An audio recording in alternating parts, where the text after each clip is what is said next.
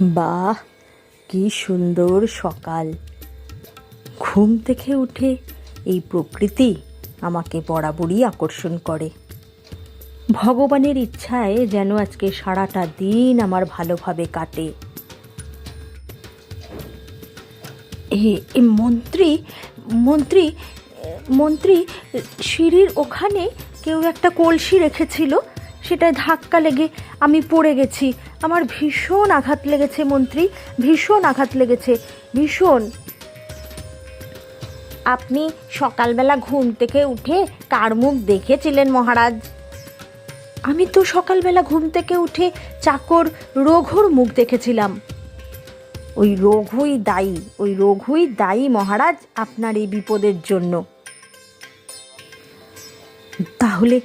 তাহলে শাস্তিস্বরূপ রঘুর মৃত্যুদণ্ড দেওয়া হোক, মৃত্যুদণ্ড। আগে মহারাজ, মৃত্যুদণ্ড দেবেন না মহারাজ, আমার সংসার আছে, বউ ছেলে মেয়ে আছে, মৃত্যুদণ্ড দেবেন না। রঘু, তোমার মৃত্যুদণ্ডই হবে তোমার সাজা। তোমার শেষ ইচ্ছে একটা আমি পূরণ করব, বলো তুমি কি চাও? আমার কাকা গোপাল ভাঁড়ের সাথে দেখা করতে চাই, গোপাল ভাঁড়ের সাথে। ঠিক আছে রঘু, ঠিক আছে, দেখছি আমি।